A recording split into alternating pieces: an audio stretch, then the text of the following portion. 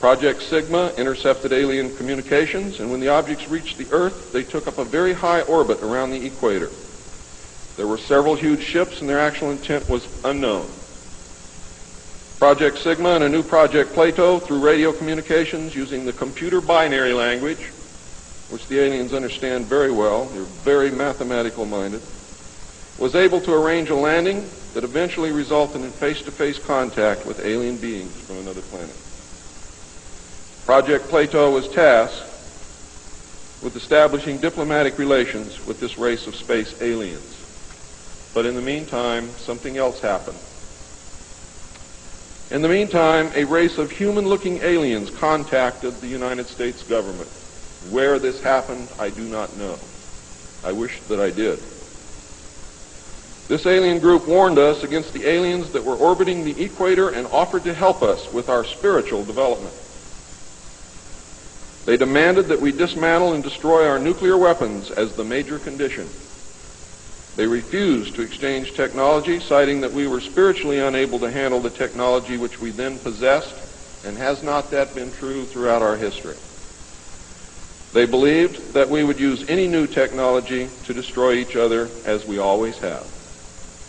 This race stated that we were on a path of self-destruction, and we must stop killing each other, stop polluting the earth, stop raping the earth's natural resources, and learn to live in harmony with each other and with nature.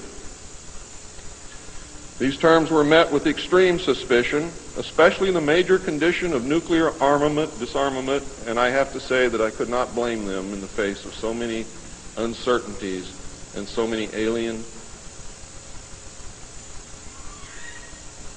surprises staring them directly in the face.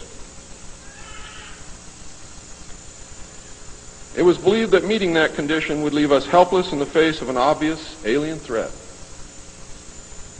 We also had nothing in history to help with the decision. Nuclear disarmament was not considered to be within the best interests of the United States, and the overtures were rejected. Later in 1954, the race of large-nosed gray aliens which had been orbiting the Earth landed at Holloman Air Force Base. It happened in 1954, ladies and gentlemen. If you take everything that Bob Ebenegger has ever said and subtract 10 years from it, you will be right on the money. A basic agreement was reached. An alien named Krill was left as a pledge that they would return and formalize the agreement. In fact, he was a hostage. This race identified themselves as originating from a planet around a red star in the constellation of Orion, which we call Betelgeuse. I believe that that's a lie. They lie a lot, and they deceive a lot, and it is evident through every action that they've ever done with us. The truth is, ladies and gentlemen, these creatures might be from Mars, really. They claim that they are from a planet which revolves around the red star, which we call Betelgeuse. They stated that their planet was dying and that at some unknown future time they would no longer be able to survive there. This led to a second landing at Edwards Air Force Base. The historical event had been planned in advance, and details of the treaty had already been agreed upon. Eisenhower arranged to be in Palm Springs on vacation. On the appointed day, the president was spirited away to the base, and the excuse was given to the press that he was visiting the dentist for a toothache. President Eisenhower met with the aliens, and a formal treaty between the alien nation and the United States of America was signed. We then received our first alien ambassador from outer space. His name and title, and I know it sounds ridiculous, but it's absolutely true. His name and title was His Omnipotent Highness Krill, pronounced Krill, spelled K-R-L-L-L or C-R-L-L-L. In the American tradition of disdain for royal titles, he was secretly called Original Hostage Krill, or O-H Krill, so that Americans would not have to say, Your Omnipotent Highness.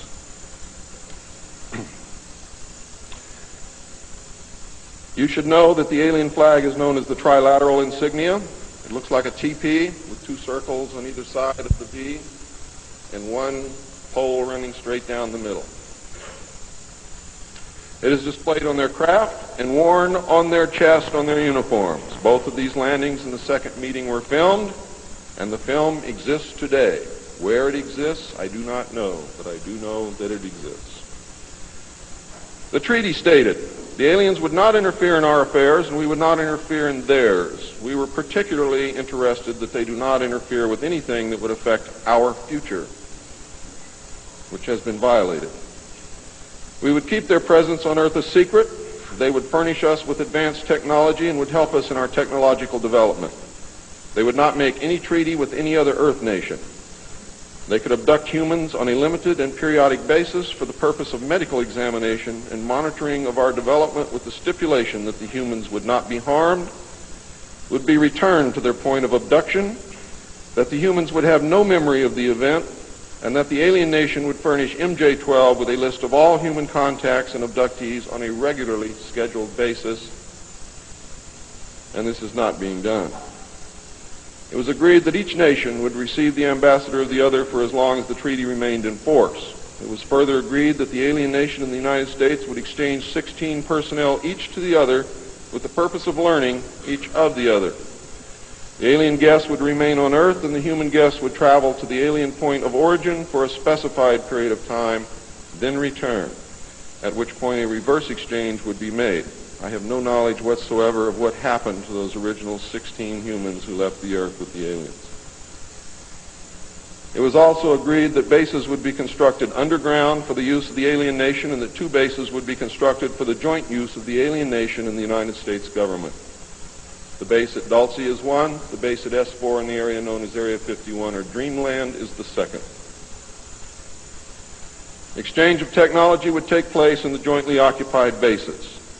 These alien bases would be constructed under Indian reservations in the 4 corners of Utah, Colorado, New Mexico, and Arizona, and one would be constructed in Nevada in the area known as S4, located approximately 7 miles south of the western border of Area 51, otherwise known as Dreamland. All alien areas are under complete control of the Naval Department, and all personnel who work in these complexes receive their checks from the Navy. Construction of the bases began immediately, but progress was slow until large amounts of money were made available in 1957, and in the meantime work continued on the Yellow Book with the information derived from the guests.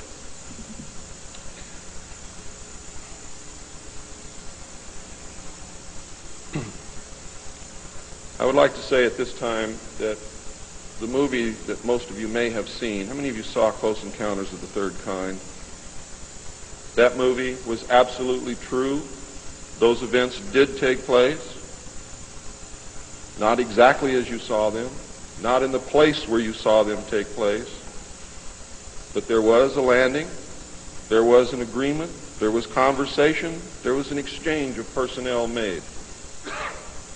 I would like to say now also that J. Allen Hynek was the technical director on that movie, and he was also the co-author of Grudge 13, which I read between the years 1970 and 1973, along with another man named Lieutenant Colonel Friend. As you learned last night, it's the real nice guys that get you. Right, Phil?